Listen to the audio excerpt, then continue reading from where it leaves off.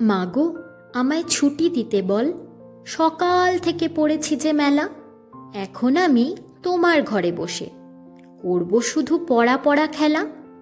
তুমি বলছো দুপুর এখন সবে, না হয় যেন সত্যি হলো তাই। একদিনও কি দুপুর বেলা হলে বিকেল হলো মনে করতে নাই? আমি তো বেশ ভাবতে পারি মনে, সূর্যি ডুবে গেছে মাঠের শেষে।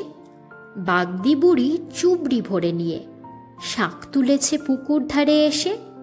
আঁধার হলো মাদার গাছের তলা, কালি হয়ে এলো দিঘির জল। হাটের থেকে সবাই এলো ফিরে, মাঠের থেকে এলো চাষির দল।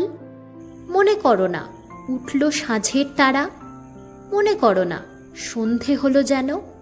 রাতের বেলা দুপুর যদি হয়, দুপুর বেলা রাত হবে না কেন?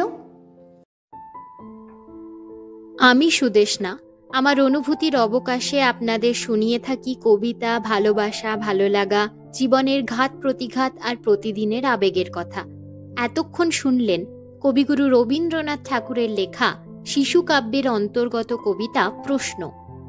যদি আমার এই পাঠ আপনাদের ভালো লেগে থাকে তাহলে ভিডিওটিকে লাইক ও শেয়ার করুন, আর অবশ্যই চ্যানেলটি সাবস্ক্রাইব করে পাশে থাকা বেল আইকনটি ক্লিক করে দেবেন, যাতে নতুন ভিডিওর নোটিফিকেশন সবার আগে পৌঁছে যায় আপনাদের কাছে।